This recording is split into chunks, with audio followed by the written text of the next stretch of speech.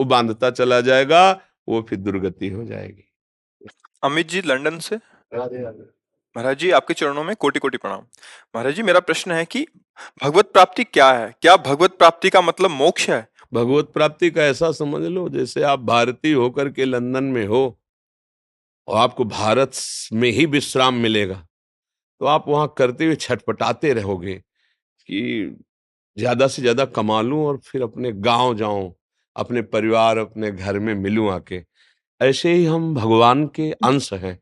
ममैवांशु, गोस्वामी जी कह रहे हैं, ईश्वर अंश जीव अविनाशी।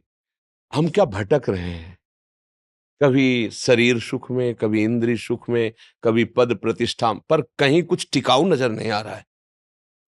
कहीं कुछ, एक क्षण वो इतने बड़े पद में होता है, दूसरे क्षण वो जेल में होता है।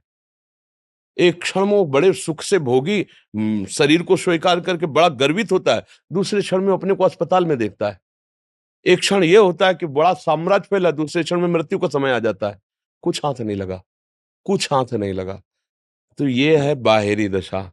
हमको ऐसा साम्राज्य चाहिए, ऐसा सुख चाहिए कि जहां आनंद ही आनंद हो। तो ईश्वर अंश जीव अविनाशी, चेतल अमल सहज सुख राशि। जो चैतन्य है, निर्विकार है, आनंद में सुख राशि है, मैं हूं। और हमारे अंशी जो आनंद सिंधु सुख राशि प्रभु, हमारा उनका, जब तक उनका मिलन नहीं होगा तब तक भटकाव नहीं, कुछ नहीं हाथ लगेगा। आप बताओ, देखो कई अरब रुपया बैंक में जमा है, लड़के बच्चे जिनको जीवन में पाल पोस कर पढ़ाया लिखाया बड़ा किया, बहू बेटा, मकान है, सब सुख है, जाने का नंबर आ गया। अब अब इस घड़ी पर विचार करो, तुम्हारे साथ जाएगा क्या?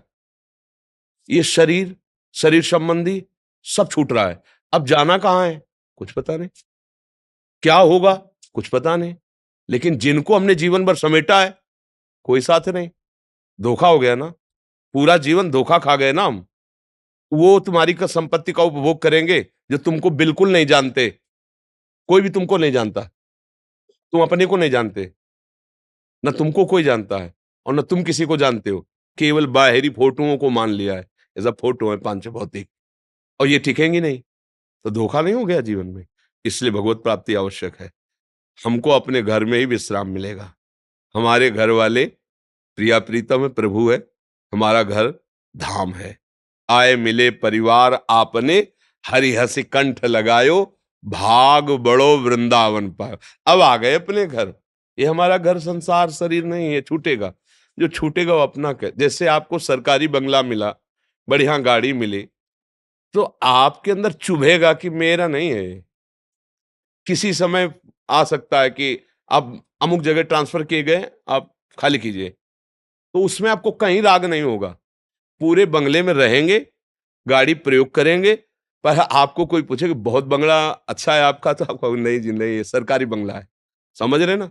छोड़ने में आपको एक सेकंड कोई दुख नहीं लगेगा, क्योंकि आपको पता है कई बार छोड़ चुके हो, आगे भी छोड़ना है, तो सरकारी आदमी हमें जहां भेजे जाएंगे वहां ठीक है, ऐसे ही ये बंगला गाड़ी मिली। पर हम इसको सरकारी नहीं मानते, नहीं मानते ना। अब आप बंगले पे चारपाई डाल के बैठ जाओ कि नहीं हटेंगे, तो फोर्स आएगा, डंडा मार के जबरदस्ती बाहर करेगा। आगे जो सुविधा मिलने वाली थी वो काट दी जाएंगी कि आपने सरकारी हुक्म को अवहेलना की, आप इसके अधिकारी नहीं हो। ठीक ऐसे ही बहुत बढ़िया बंगला मिला है, ये 9 द्वारों का दिव्य बंगला है। इसमें ज्ञान है, विवेक है, हम पशु थोड़ी है। हर चीज का निर्णय करने की सामर्थ्य है। अब इस बंगले से सरकारी काम कर लो। साधन धाम मोक्ष कर द्वारा, पाए न जे परलोक संभाला। प्रभु की प्राप्ति कर लो। बोले वो काम तो हुआ नहीं, तो सरकारी काम तो किया नहीं, और अवधि पर सरकारी बंगला खाली करा लिया जाएगा। अब आगे उन्नति होगी नहीं, क्योंकि सरकारी काम किया नहीं, इसका दंड मिलेगा तुम्हें। सरकारी काम है, अपना काम बना लो, अपने घर पहुंचो, भगवत प्राप्ति कर लो। सब छीन गया। अब आ गए लाइन में, फिर 83,99,999 योनियों में भटकते, फिर कभी प्रभु कृपा करेंगे, फिर अवसर देंगे। तो इतनी बड़ी चूक काहे को करे? सब कुछ करते हुए, खाते पीते सोते जागते भोगते हुए भी भगवत प्राप्ति हो जाएगी। कैसे? धर्म से भोगो, धर्म से धन कमाओ, खूब नाम जप करो, दूसरों को सुख पहुंचाने की भावना रखो, कृपा भगवान की हो जाएगी, पार कर देंगे वो। गृहस्थों से वो ज्यादा ये नहीं चाहते हैं कि तुम आंख मूंद कर 8 घंटा बैठो। 8 घंटा खूब बलपूर्वक काम करो, परिवार का पोषण करो, नाम जपते हुए, राधा राधा राधा। किसी की हिंसा मत करो, किसी पराई माता बहन की तरफ व्यभिचार दृष्टि मत, अभी आनंद आ जाएगा। अब गंदे काम करो, मतलब कानून के खिलाफ चलोगे ना, और जिस दिन फंस जाओगे उस दिन सब छिन जाएगा। बड़े पदाधिकारी होते हैं, बड़े धनी मानी सम्माननीय पद में होते हैं, जाते हैं कि नहीं जाते हैं? आप लोग तो सब समाचार सुनते हैं, संसार जाते हैं, नहीं जाते?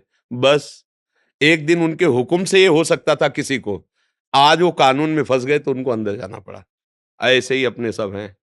हमारा जैसे भारतीय संविधान है, ऐसे भागवतिक संविधान है, वेद सिद्धांत, शास्त्र सिद्धांत। अब ये गांव का आदमी पढ़ा लिखा नहीं, वो क्या जाने कानून क्या है?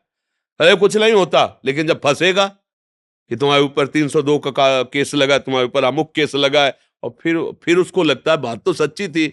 ऐसे कहते क्या होता है नरक वरक यार, ये सब लिखी पढ़ी बातें हैं, चलो मनमानी करो। और जब फंसेगा तब कानून हो जाए। अच्छा, उस समय अब अवसर नहीं होता, अब तो सजा भोगनी पड़ेगी।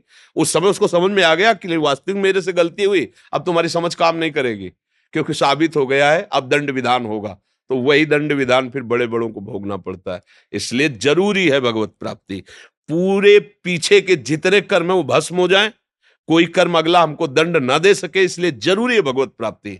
हमारा विश्राम स्थल है भगवान के चरणारविंद। अगर ये नहीं हुआ तो विश्राम नहीं मिलेगा। जिनको तुम अपना समझ रहे हो, जो कुछ अपना समझ रहे हो, वो तुम्हारे अंतिम समय में कोई नहीं होगा।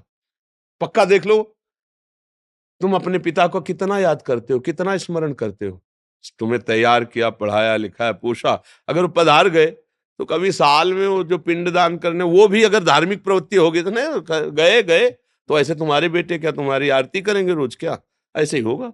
कोई नहीं किसी को जानता। बड़े बड़े चक्रवर्ती सम्राट हुए, खंडेर पड़े, कबूतर हग रहे, कुछ नहीं।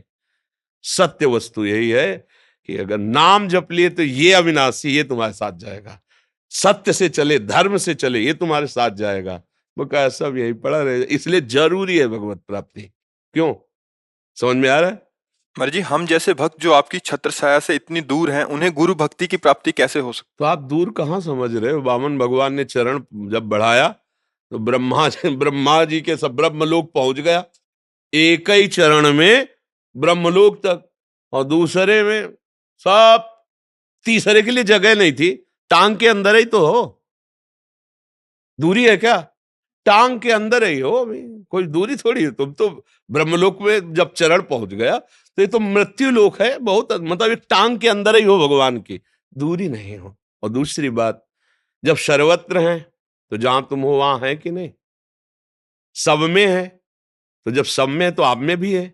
सब समय में है तो जिस समय में आप हो उस समय में भी तो है ना।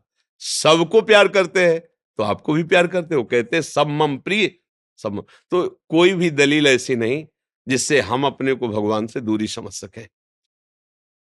और वैसे लौकिक दृष्टि से देखो तो आज का कलयुग का बहुत कृपा प्रसाद है कि वृंदावन की बात आप ऑस्ट्रेलिया अमेरिका में सुन लीजिए, नहीं सर्च कीजिए, तत्काल सुन लीजिए। ये सुविधा तो हमें लगता है सतयुग में भी नहीं होगी, उसमें तो ध्यानस्थ होकर भले कुछ, लेकिन आजकल तो सर्च कीजिए, आप सुन लीजिए। तो हमें लगता है रोज का रोज जो भागवती को वार्ता आदि हैं वो सब पढ़ती हैं, आप उनको गौर से सुनिए, ध्यान से, और ऐसा अनुभव कीजिए कि मैं वृंदावन में ये सुन रहा हूँ, और आदेश का पालन कीजिए। तो हमें लगता है ये दूरी जो प्राकृतिक दूरी है, हृदय की दूरी नहीं रहेगी। और हृदय की दूरी ना रहना ही नजदीकीपन है। अब कोई हमारे पास रह रहा, मनमानी आचरण कर रहा, हमारी बात नहीं मान रहा, तो सच्ची मानिए वो हमारे समीप नहीं है। कोई बहुत दूर रह रहा है, इतना प्यार कर रहा है और हमारी बात मान रहा है, तो सच्ची मानिए हृदय से बहुत नजदीक है। तो हृदय की नजदीकी नजदीकी है और हृदय की दूरी दूरी है। अगर आप ऐसा शब्द बोले कि हम आपकी छत्र छाया में, आप दूर नहीं है। वो छत्र और वो छाया बहुत नजदीक किए हुए हैं आपको। और जो पास रह रहे हैं और मनमानी आचरण कर रहे हैं, आज्ञा उल्लंघन कर रहे हैं, बहुत दूर हैं, अभी बहुत दूर है। कैसे? जैसे यहीं भगवान विराजमान है, हम उनके अनुसार नहीं चल रहे तो है ना बहुत दूर। और जब हम उनके अनुसार चलने लगते हैं, श्री कृष्ण अनुकूल्यन, तो यहीं प्रकाशित हो जाते हैं, इतने नजदीक कि हमारा शरीर बहुत दूरी है, वो इतने नजदीक हो जाते हैं। तो मुझे लगता है ये भी नहीं सोचना है कि हम बहुत दूर रहते हैं। ठीक है ना? जी। अर्चना तिवारी जी, संजय तिवारी जी, सदगुरुदेव भगवान आपके